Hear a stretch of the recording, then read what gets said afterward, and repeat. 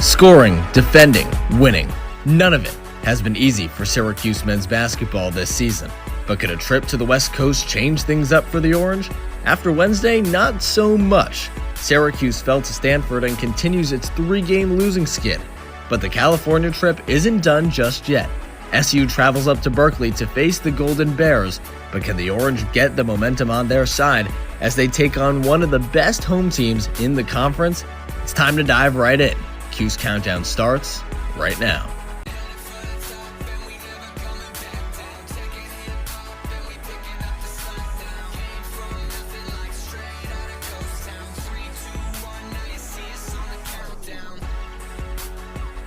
Welcome into our CitrusTV studios. Avin, Nathaniel, Cunningham, AJ Myers here with you. New year, new crew, same old Syracuse men's basketball. They take on Cal later today. Should be a good one. The Orange still on the West Coast trip, but it hasn't gone their way so far. They just fell to the Cardinal out in Stanford, 70-61.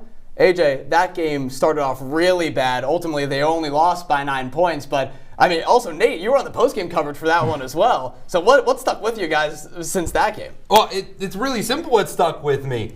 It was 15-0 after 5 minutes. Yeah. I mean, do I have to really say any more? 25-2, 10 minutes into this game? Like, there's not much more that you really can say with how this game went, other than the fact that it was really over before it started. I mean, Syracuse, they made a late comeback in that second half, but I got to harp on your point. That slow start, you just dig yourself in such a hole. We were worried about coming into the game, Adam, if jet lag would be a factor going out to the West Coast. We're going to talk about that a little bit later. I mean, holy cow, you would have thought this team went to the other side of the country, then went to the West Coast. How slow they started. You cannot have a slow start like that. And then even in the second half, J.J. Starling, he didn't score until the 4-minute mark in the second half. That's unacceptable. This team has got to start halves and games better. Yeah, Jaquan Carlos, the leading scorer in this one. He isn't letting a game all year, and he was supposed to be this guy, this fresh presence for Coach Autry's squad. And in that game against Stanford, everything was out of whack. But look, all the issues that we've seen from this Syracuse team this season showed up again in that Stanford one. And you mentioned it, AJ, that slow start, it's been a real thing for Syracuse so far this year. If they can come out in this game, play their type of basketball, score the basketball efficiently, can they avoid that slow start in this one? It's all down to J.J. Starling. He has to come out scoring and getting to the basket. If he starts slow, the rest of the offense starts slow. It's just how this team is constructed. The shooters have not been there all season long. You can't rely on Chris Bell to get going from three. There's other guys out there. You just cannot rely on getting going. Eddie Lampkin, sure, but you got to get Eddie Lampkin the ball, and sometimes he's not ultra aggressive to start games either. For me, J.J. Starling has got to be the key if this team wants to avoid a slow start. Well, I think the bigger thing is not so much that J.J. can get going, because you've seen him have successful second halves, but it's everybody else. How do the other key pieces for the Syracuse team play well? Chris Bell, where's he been all year? Kyle Cuff, he's shown flashes, but he's got to step up. You talk about Jaquan Carlos. He's kind of having those flashy games. Lucas Taylor, the list goes on. No one has really solidified themselves as a true second or third option in the absence of Donnie Freeman, and that's what's hurting the Orange right now. Look, when Syracuse, I mean, you saw it on a full screen there, when they were down big in the first half, there were a lot of L's on that screen, guys. I mean, no matter what team you're playing against, when you dig yourself into a 23-point hole, it's going to be hard to win no matter what. And Adrian Autry brought this up after that game. He said, you need to score threes if you want to be successful in the ACC. Coach Autry, elaborate a little bit more on that. We have to shoot threes. That's just the bottom line. We have to shoot them. You know, we can't take 12 or 13 shots and expect to win in this conference. You know, you shoot too many threes. People shoot threes, and I mean, again, we shot 24 and we made 8. Just imagine if we didn't shoot those, we'd probably make 4, right? That's the difference. So you got to shoot them. Three-pointers are the difference.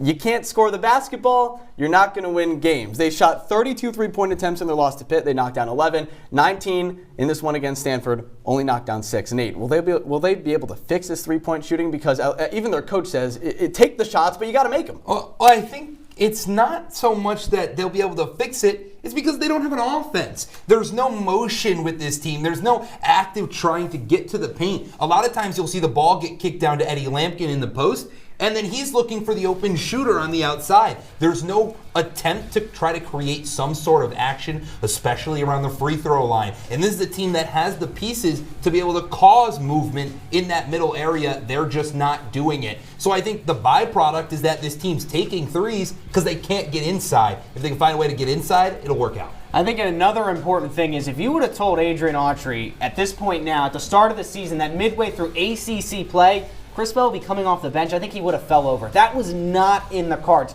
Chris Bell was supposed to be the reliable knockdown shooter. He's been anything but that. I mean, he's had 1 or 2 good games where he's been able to connect from distance.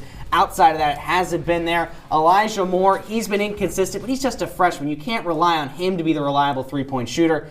Autry, you want this team to shoot threes, but you don't got a good three-point shooter. That's my biggest issue. Chris Bell was supposed to be that. He just hasn't delivered this year. I was hoping one of you was going to argue that out of all the consistency with this team, the shooting and the scoring has been the biggest issue, obviously. But guys, with all these missed shots, there are plenty of opportunities for other things, for rebounds. Eddie Lampkin just had 23 of them himself, a career high, and in that loss to Pittsburgh, AJ, that's at least been a bright spot for the Orange this year. Absolutely. Eddie Lampkin has been one of the keys for Syracuse. If he can grab those boards, get those second chance opportunities, it's good. Like I said, second chance opportunities. I need Eddie Lampkin getting offensive rebounds too. Try and create more possessions for this team, because Jair Davis, a problem that I've kind of arisen with him in recent games is he's not in the paint enough. I don't want to see him taking threes. I know Autry wants his team to take threes, but not Jair Davis. He's got to get more boards as well, because if this team does want to win, they got to do the little things well, and rebounding is one of them. Eddie Lampkin, credit to him, he's done an excellent job on the boards. Well, he has done an excellent job at corralling the rebounds,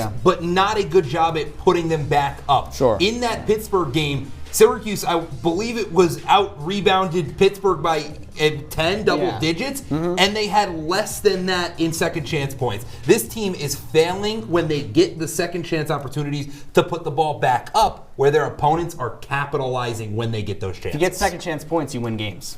There you go. Scoring, as simple as that. You got to score the basketball to win some games. Lampkin, obviously, though, with all the inconsistency on the court, he's really been the only consistent starter. So when you're talking about where those points are coming from and the starting lineup isn't giving them to you, where does Coach Autry go? He goes to the bench. Guys like Kyle Cuff, Peter Mastorovich have really been doing their part over the past few games, really trying to get the ball rolling, and they have, AJ, but it hasn't been enough, because when your starters still can't score, the people who are playing the majority of the minutes in these games, you're going to come up short. Word of the day, Adam. Inconsistency. That's been the bench as well. Inconsistent. But something I want to highlight is the lineup that Adrian Autry chose to finish that Stanford game. Off the bench, he had Chris Bell and Jaquan Carlos. Jaquan Carlos, Adam, you mentioned it, had an excellent game. He went 6 for 6, knocked down 2 threes. Maybe, Nathaniel, you insert him back into the lineup, free up J.J. Starling, get Chris Bell also in the lineup. Maybe that gives him some confidence. Maybe, I mean, he's shaken up the lineup so much this year. Maybe it's time to bring some of those guys that have rode the bench for a while back into the lineup. And they were in the starting lineup originally, and he's been mixing and matching that there's no chemistry anymore. There isn't any chemistry with this team, but I think going back to the original point on this bench, look at that Pittsburgh game. J.J. Starling was in foul trouble just 7 minutes in. Eddie Lampkin picked up 2 fouls in the first 2. So then your only option is to go to the bench. A reporter for the Stanford game, Peter Elliott, made a really good point that, when you say, the bench scores 33 points, that was a good outcome, but it wasn't, because the starters didn't score. So you kind of take the upside with the downside, and the truth of the matter is that this team is not scoring with the people that are playing a majority of the minutes. Yeah, I agree. There you go. Got to get those guys. If those starters are back on the floor and they score the basketball, maybe Syracuse comes out on top, but we won't know that until we break down to Cal after this. Stay with us on Cuse Countdown as we take a look at the Golden Bears. Stay with us.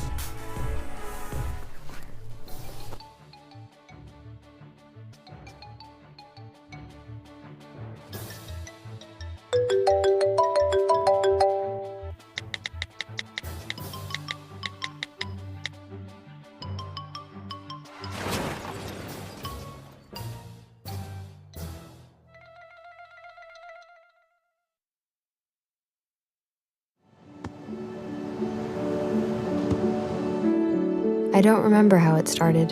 Go to that. Our back and forth. It always came back. Dad! You probably don't remember what you told me, That was perfect. but I heard every word.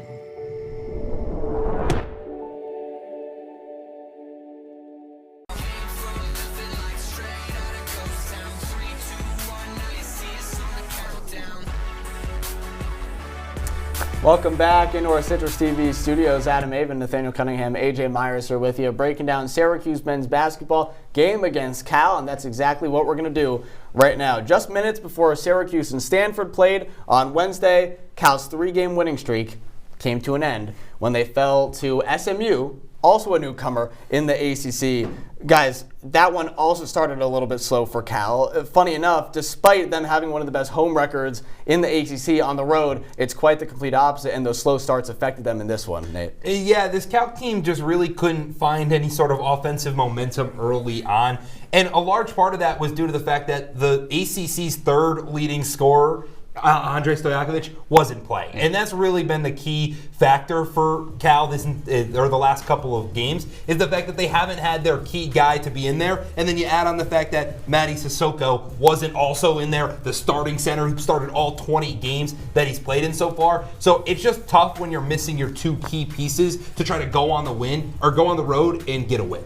Another reason they started so slow, we talked about Syracuse's bad three-point shooting. How about Cal's? 5 of 25. You're never going to win a game if you shoot the three ball that poorly. SMU is a good squad. You see that record. They're 7-3 in the ACC. This was a tough road game for the Golden Bears, but if they want to beat SU, they're going to have to shoot the three ball a little bit better. But then again, Syracuse also shoots the three ball so bad, Nathaniel, we could be in for not the most pleasant viewing experience. 18 points and 10 rebounds for Reese Petritis, not Rightus Petritis, as we learned a little before this show as we were breaking down, figuring out we were going to talk about this Cal squad. But a lot of players are now scoring pretty efficiently. 18 for Petritis, Wilkinson getting in the share as well. We're going to talk about him in a little bit. But guys, this is a Cal team that's completely new. Brand new contributors. They brought back 0 players from last year. They've already improved on the record, 13 and 19 in the Pac-12 last year, now 11 and 10 after that loss to SMU. Mark Madsen, the head coach for this team, was Shaq's backup on those old school Lakers teams in the early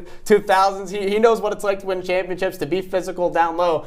AJ, this is a Bears team that has brought that physicality, especially at home, and played really well. Yeah, it's remarkable that they have improved on that record from last year because, Nathaniel, they have 10 transfers on this squad. That is insane. 10 new players from the transfer portal. You want to talk about a new landscape in college basketball? That says it right there. Getting 10 guys from a different school. If you would have said that 3 years ago, that is an absurd thing to say. It's crazy how many new players they have, but it has shown they have 2 3-game losing streaks this season. So it does show the nuance that they have, but still pretty impressive of how good of a season they're having with so many new pieces. I think what makes those 10 transfers even more impressive, though, is where they've come from. We're not talking about big-name schools, Alabama's, Dukes. We're talking about Minnesota, Western Carolina, Grand Canyon, the Air Force. These are schools that aren't necessarily known for producing basketball talent. And Cal went out and got diamonds in the rough, if you will, that are really led Cal to having a solid season in the ACC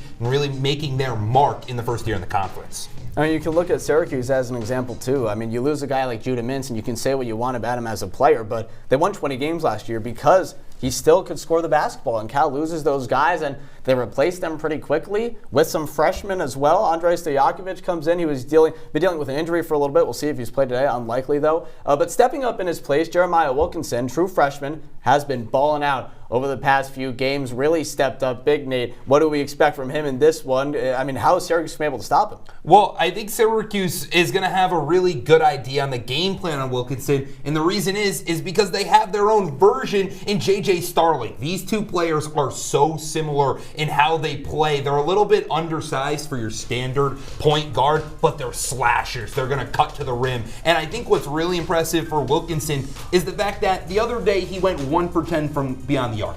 Not a good performance when you're shooting the three ball. But what is impressive is the fact that he had the confidence to shoot 10 threes. To me, that tells me this is a confident freshman. You compare him to J.J. Starling. I'm going to compare him to Judah Mintz. Undersized, has a lot of bounce. He can get to the paint. You're probably going to see a few flashy layups from him. Twice he's been the ACC co-rookie of the week. And in Cal's one of their bigger wins of the year against Miami, 30 points. He went off against the Hurricanes, and he's only 19 years old. He's the 17th youngest player in the country. I made that correction, 18 years old. He won't turn 19 until March, so it's kind of crazy the inexperience that he has. He looks like a really solid player.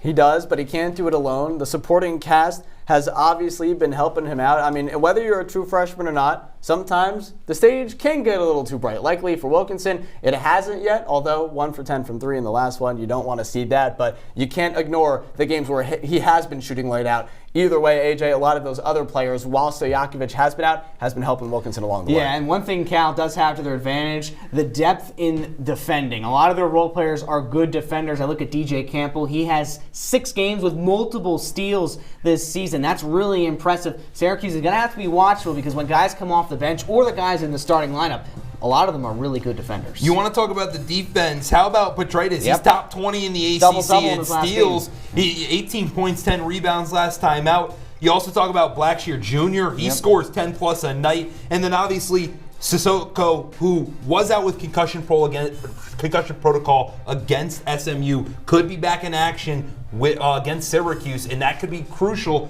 with a guy like Eddie Lampkin down low. Yeah, and Blackshear, he transferred from Grand Canyon University, one of the coolest university names in the country, in my opinion. Yeah, and my guy Petraitis on there as well. 7 points per game, but still balling out. We're going to dive into Cal and Stanford and Syracuse and Stanford too. You're going to have to stay with us after the break to find out what we're really talking about, but we will be taking a look at the ACC, how these teams travel to see each other, how they play against each other, the standings, all of it. Stay with us.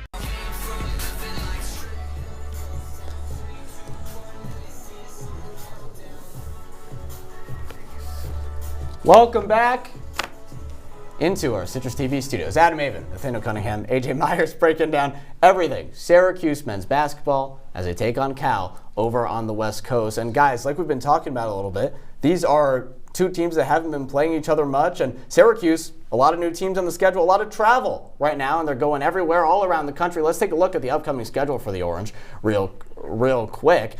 Because, guys, right now they start off this one against Cal on the West Coast. And then look at that. What's next? You got to come back at home. Duke and Boston College, two of, I don't really want to use the term rivals, but because Duke, as we know, is the second-ranked team in the country right now.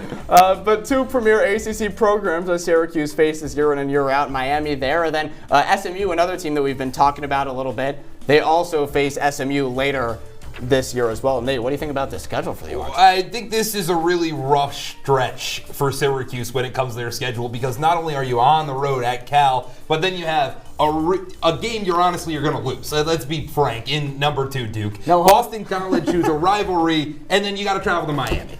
Yeah, it's a difficult schedule, and especially going from Cal and then having to come back home and play Duke. I've never traveled to the West Coast, so I don't know what that flight is back to the East Coast, but everyone says it's not the best thing in the world. So if there was jet lag going out to California, who knows what the jet lag will be when they get back to Syracuse. Hey, I've done it once or twice. It's a long flight, and for those teams that are over there on the West Coast, Cal and Stanford now got to fly over here and face all the teams that are down the coastline over here in the East. I mean, that's really far. So, I mean, let's dive into this new look ACC a little bit. Stanford, Cal, SMU, now in the conference, joining for the first year. Football went pretty smoothly, although much less of a schedule. But, Nate, how do you think the travel, the schedule has worked so far? Do you like the expanded conference now, all these teams facing off against each other? It can be a lot sometimes, but I'm imagining you're a basketball fan. You like to see more play. Listen, I love seeing more basketball, and I love the opportunity to see different teams playing different teams across the country.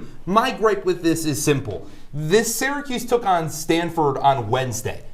They landed in California on Monday. Yeah. And they're going to be in California for essentially a week. Now, maybe I'm going to sound like an unk right now, but the point is the matter, these are student athletes. These are still students in the end of the day. They're missing a week and a half of school just to go travel and play a couple of basketball games. So as much as I'd love to see them play off against just Stanford, Cal, SMU, the fact that they have to travel quite literally 3,000 miles to turn around and a couple days later come back, it's just tough for me to say this is enjoyable for in the long term. Yeah, in the long term, it is definitely going to be a concern, but in the short term, too, it wasn't a concern. Immediately when this conference realignment was announced, Adam, the biggest thing was, well, half of these teams are in the ACC's point. 3 of these teams are nowhere near the rest of the conference, so it was going to create a problem, and really, I'm not surprised. We've already seen some coaches complain And I about think it. another interesting fact for Syracuse, and they're probably not going to like it, is that all 3 of the teams have pushed the Orange to borderline an ACC tournament team now.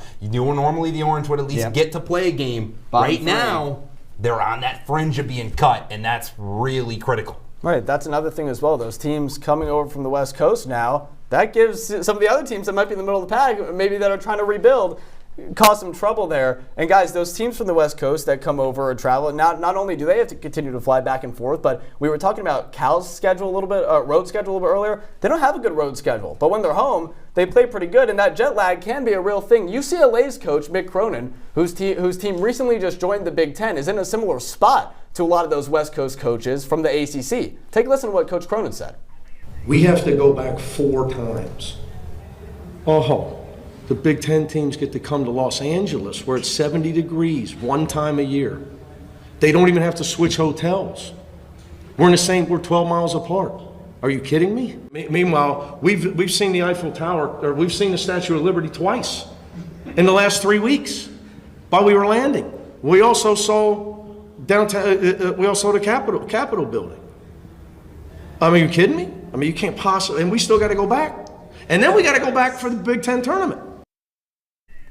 I mean, I don't know what Eiffel Tower. He's made the Vegas one, I guess. You got flying all across the country. But either way, I mean, he is right in somewhat of a sense. I mean, you're asking his team to go back and forth way more than the East Coast teams do, because we talk about all the teams in North Carolina. That's just traveling within the state. We got 3 or 4 teams in there, AJ. Yeah, and I'm going to flip it back to the ACC. Looking at the 3 ACC teams, Stanford has a 500 record on the road. SMU on the road, they have a winning record, 4-2. They don't have to travel. But then Cal, 2-5. But all the teams, when they go on an East Coast trip, they at least have a 1 or 2 game kind of losing streak. They don't do well when they have to go out east. Nathaniel, I'm also going to bring up a point. I'm going to connect this to Syracuse women's soccer. Head coach Nikki Throtter-Ashams, she also complains about the travel. This was before the ACC expanded, because the ACC is the Atlantic Coast Conference.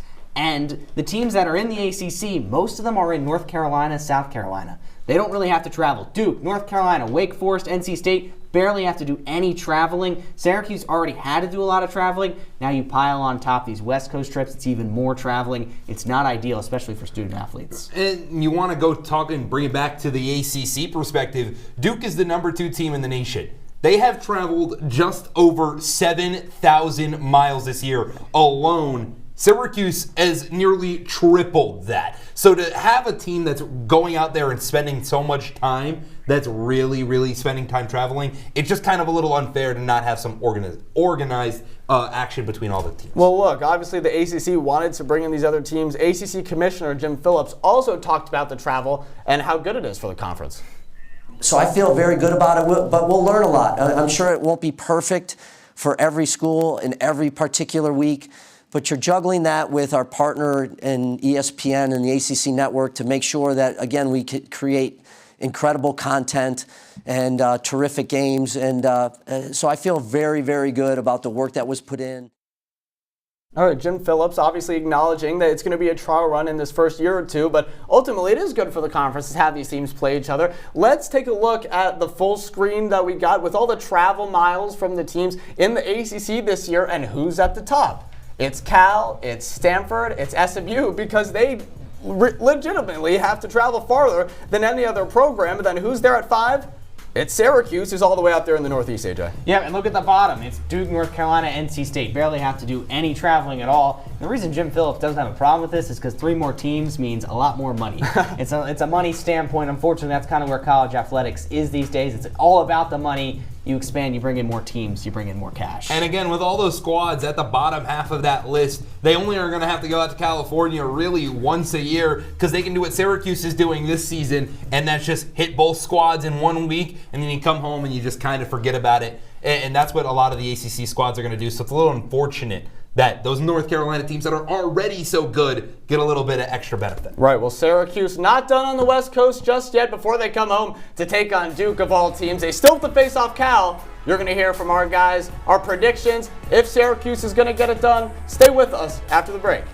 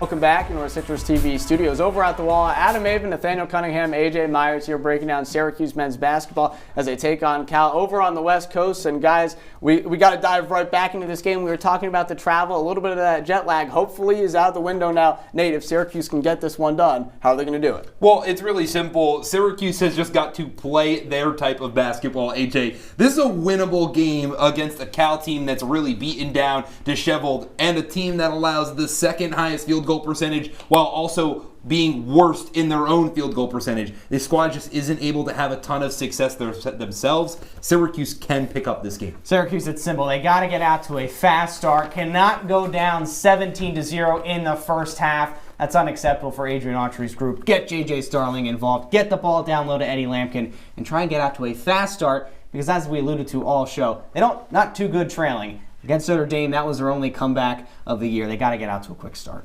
All right, it's a busy weekend for Syracuse sports. We got men's basketball, women's basketball. We got lacrosse starting as well. You can check out all of our webisodes online as well. But most importantly, guys, predictions for these games, all these games that we're going to be covering here on Cuse Countdown all semester long. We're keeping a record now. It's become a game for us. Let's take a look at last week's record, see how our friends over on our other Cuse Countdown squad did. Shrikar Falls 0-1. He picked Syracuse. The Orange fell to complete the victory over the Panthers. They don't get that one done. Sam and Hudson, though, looks like they're tied for first. Their record 1-0. Do you guys feel we'll get to your predictions in a minute, but do you feel confident that you guys can compete and stack up with our other Cuse Countdown friends this semester? I mean, Sam is sneaky good at making these predictions, so he's going to be the guy to beat, but I think I've definitely got him in my eyesight. If Hudson has the sunglasses on when he's making the prediction, I have no chance, but if he doesn't, then I got a chance. Tied for first. Hudson and Reese up there. And Shrikar down. Come on, Shreek. Come on, dude. You got to get that, man. All right, we're going to try and top you guys. But either way, let's get right to it. Syracuse and Cal, AJ. Can Syracuse get this one done and complete the road trip 1-1? I don't think so. I think Syracuse loses by 2, 76-74. I don't think the Orange get it done. Their losing streak continues. AJ, I couldn't disagree more. I think Syracuse does get the job done, especially with a really, really struggling Cal squad. I'm going to say Syracuse wins it 77-71. They take down the Golden Bears, and they really, really, really utilize the fact that this Cal team struggled. All right. I think Syracuse also gets this one done. 82-77. They sneak this one out on the West Coast, and they defeat the Golden Bears. I feel pretty confident that Syracuse is going to start off strong like they ended off the last game because the last game was abysmal. But if they shoot the ball like my guy, Tyler Hero, an all-star for the first time. There's a little bit of propaganda on Cuse Countdown. Miami Heat, baby. We're so back. Jimmy Butler's gone. Tyler Hero is the future. Here you go. Take my jersey. For Adam Avin, Nathaniel Cunningham, AJ Myers, thanks for joining this episode of Cuse Countdown. A lot of fun sports we're covering this semester. But first, Syracuse and Cal. Enjoy the game, everybody.